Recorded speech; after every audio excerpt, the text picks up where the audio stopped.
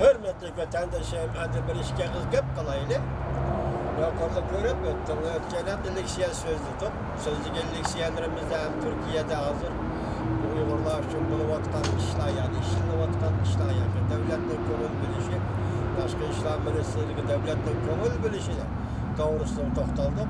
Bugün Japonya gezisinden hem Türkiye Cumhur münasebetlerinde Uygurların oturgan ordu meselesi üstünde toxtalganlığı, haber kılganlığı veya obzor ilan kılganlığı meselesi toxtaldık.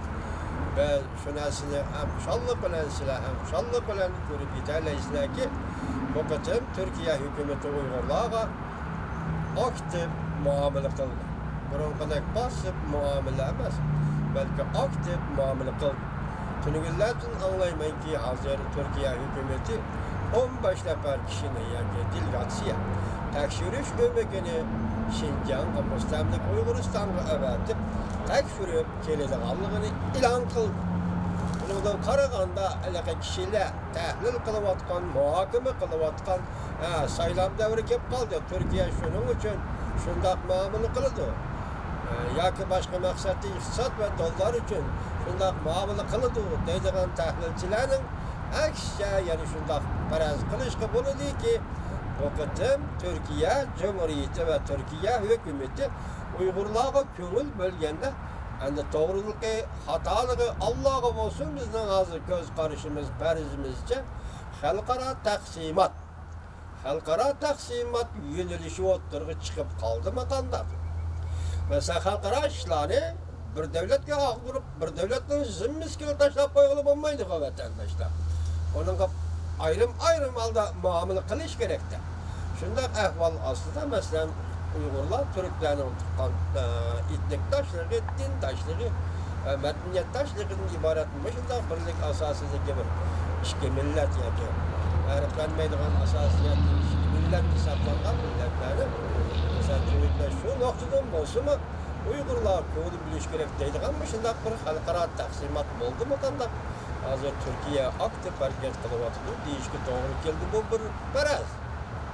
Yani doğruluğunu ameliyat ispatlaydı, keyinki ameliyat ispatlaydı. Bırak hazırki vaziyetten aytkanda dünyanı tanqılatkan vaziyet, dünyanın hazır gözlerinde çekçeytip atkan hatta bazı devletlerinin vaziyet, Cumhuriyet Amerika Koşmuş Ştatları hükümeti oturusundaki soğudu münasebetleri ve bu soğudu münasebetleri oturup koyulup atkan boyun meseleler, muhakim meseleler. Hazır sözünde öteki haftaki leksiyalarımızı sizlerle devamlı sözler verdim. Niye dedik? Mesela korolma karakterli özgürlük meselesi. Bugün ben hem elike haberde hazırlı dedim. Vakıtım Amerika Koşmuş Ştatlarının Cumhur'a yetip gelgen sohbet vekilleri 2 günlük sohbet ceryanında merkezde kaldı.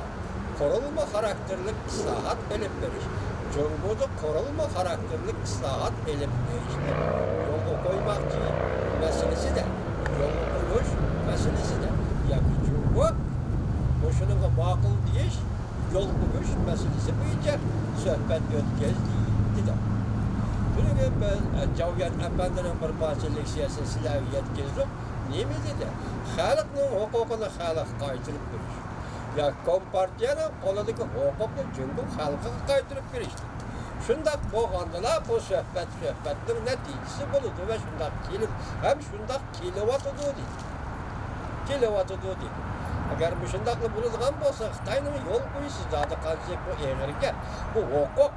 Demek bir adı Kompartiya hukuktan ayrılmadığı diyen intihayın eğer mesele bu. Bırak bir adı yani bir yenik mesele şuken ki eğer demokratik cemiyet gibi bir kademle koyduğun olsa bu ayrı mesele var. Bu atıda Cumhur'un siyasi içki kısmı da partiye gürohlab oturdu ki siyaset olur. Ya ki Kompartiya onu mutlak monopol kılanmaydı, ya ki Cumhur'un kurulduğu Demokratik İşçiler Partisi deydiğin partiyeler bunu kontrol kılanmaydı. Hukuk bir parça saylam kağıdı arkalı Cumhur halkının koluydu. Yani çok gep yok. Lakin hazır Kompartiya şunu makul demese, hazır Kompartiya direkt duruvatkan Cumhur iktisadi Amerika Koşmuş Ştatlarının Cumhur oturusunu soğuda uğraşı bulganlığı sebeplik haysi halka kelip kaldı. Kısmen aldı biz sizlerge bu nokta tahlil yürgüzdük. Lekin hazır bunu tahlil qilish to'g'ri batlarda sal kamroq bo'layotib, Jungoning iqtisodiy ahvoli zodi qaysi holga kelib qoldi. To'rbetlari qo'yilayotgan ba'zi masalalar, ba'zi mavzular intayin jang bor. Hazır Kompartiya har qanday ishga tayyorlanib qo'ydi. Kompartiyaning beshiga kelayotgan ishlarni hozir o'zi to'lib yetdi, bilib yetdi. Merkezi komitet içinde hazır kapitaniler küçüyüp gitti. Özara hukuk kalışlar küçüyüp gitti. Ona hem de bazı işleştirerek bu haberlerini ekilip sizlerle yetkizimiz. Bırak bir kere gep başında bulduğum olsa besim hazır her dünyasının besimi. Az yukarıda Germaniyanın kanunlarına makıllığın. Demek makıllığını görür. Demek çünkü Germaniyaga mablag' selishini, Avropaga mablag' selishini cheklaydi degan gap. Çünkü sen elip gelgen mablag' doğru o'xshashda tahdid ve xatarni birga elip keldi. Bu davlat bir xatarlik aqmaydigan eshitigan gap. Şu hazır meyli Avrupa'daki ittifaqlaş devletler olsun, Avrupa ittifaqı, meyli Amerika Qo'shma Shtatlar olsun, birlikte hazır G'arb dünyası lageri üstünde Jungo bilan asr 5'de yani 21. asrning 5'de Jungo bilan so'zlashayotgan shunday bir kunda Uyg'ur masalasida xalqaralashganligi yo'q dedi. Xabarlar dedi, amaliyotdan ko'rib turibsiz, bu shunday ahvol ostida endi Turkiya ve qandoshlik yoki etnikdoshlik nuqtai nazaridan bo'lib Uyg'urlarga ko'ngil bo'ladigan bir payt yetib keldi deb yo'q ko'rdi so'zildi. Buni malla emas vatandaşlarımız özlerini his qilib yetishdi. Bu Türkiye'deki vatandaşlar bunu özlerini his qilib yetishdi. Bazı bu yolda Türk Cumhuriyeti ve Başbakan Erdoğan aliyleriga çok tileyimiz. Uygurları devamlı qollashini, Uygurlarga devamlı ko'ngil bilishini, Uygur meselesini xalqaralaştirish bilan birga Türkiye bu yolda qanchalik rol o'ynaydi, bu rolni adaqcha o'ynashini umid qilamiz. Buningdagi Türkiye'deki leksiyani vatandaşlarga yani shunday bir dağdığılık haberini leksiyani yetkizdik. Bunu vatandaşlar his qila oldim yo'q, men tushunmadim. Bu nima desang, hozir Amerika Federatsiyalik Avam Palatası yani Amerika Qo'shma Shtatlarining Davlat Majlisi Avam Palatası. Buningda Malnoviski palata a'zosi Malnoviskining o qadim muxbirlarni kutib olish yig'inida Amerika Qo'shma Shtatlarida maxsus Xitoyning kishilik huquqi va Jungodagi xiyonatchilik masalalariga bog'lab o'ltirib so'zlagan nutqida shunday dediki, bir cümle, ikki cümle shunday dediki, tizimlik turg'izildi. Amerika Qo'shma Shtatlarida kishilik huquq bo'yicha, masalan, alayli kishilik huquq bo'yicha embargo qilish, mayli shaxsni, mayli shirkatni, mayli kimni embargo qilish uchun turg'izilgan tizimlik bormi? Bu tizimlikda Şinjan Uyghur Abdunum rayonining Çinçvengo'ning ismi bormi yo'qmi? Yoki yana boshqa mayli Şinjan Uyghur Abdunum rayonida bo'lsin, mayli Jungoning boshqa viloyat shaharlarida bo'lsin, kishilik huquqqa xiloflik qilgan kishilarning tizimligi bormi yo'qmi? O bizga nama'lum. Lekin bu masala yoki tizimlik masalasi 3-oyda o'ttirg'i chiqish kerak. Tezlik bilan o'ttirg'i chiqish kerak deb ko'rsatdi. Tezlik bilan o'ttirg'i chiqish kerak bo'lsa orliqda. Hozir minib ketgan tong'ay mashina, yana kelsan nima gap bor? Bu tizimlikka Çinçvengo'ni kirgizamda, kirgizmamda. Bu yerda o'tganda men leksiyada vatandaşlarga shunday so'zlagan edim. Mesela alayli bizning qizimiz Mehrigul Tursun, Uyg'urning qizi. O'tgan yil 11-ayning 29-kuni Amerika Qo'shma Shtatlarining Davlat Majlisida, yani Kongressda Uyg'urlar masalasi, Uyg'urlar qaratgan yig'ilish lageri, Uyg'urlarni qiynayotgan, jismoniy jihatdan qiynayotgan, hatto o'ldirayotgan yig'ilish lageri to'g'risida o'zining tortgan azoblarini qo'shib Mehrigul Tursun Kongressda guvohlikni o'tdi.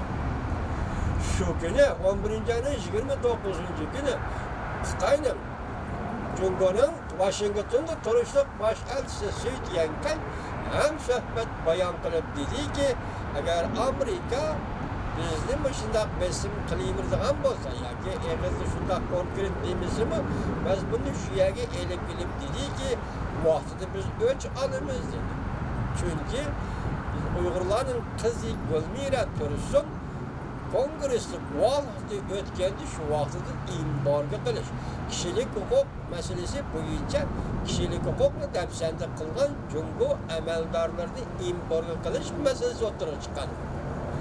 Ben hozirgi siyosiy hayotimda yoki siyosiy qiziqish va siyosiy qatnashish orilish bilan kelayotgan bir odam hozirgacha kishilik huquq bo'yicha, ya'ni bunga embargo yurgizganda Malnovskiy shundoq dediki, o'tgan yili imzolangan hozir ko'z keyingi bo'lgan Amerika Kongressining qonuni Magnitskiy kishilik huquqni surishti qilish qonuni bo'yicha bularni tekshirish va shular bo'yicha bular embargo qo'yish kerak dedi.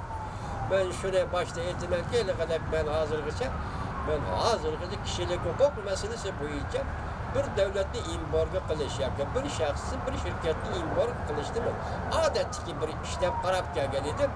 Keyin buni ba'zi bir pochpirat xabarlarda kelishi va so'zlarning qo'yilishidan qaraganda bu unda oddiy ish emas.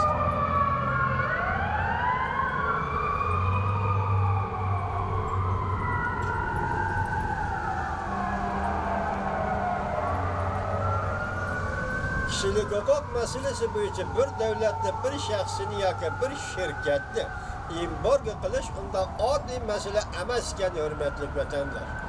Qandoq deb qaraysiz desangiz, masalan, hozirgi dunyo bir gavdalashgan dunyo, tunigan kuchi shundoq deb keldik. Iqtisodda bir gavdalashgan dunyo. Men shunda o'ylaymanki, dunyoda hozir oborotga qatnashayotgan har qanday pul, mayli uning miqdori ko'p bo'lsin yoki uning miqdori oz bo'lsin, hatto milliard dollargacha, hatto $1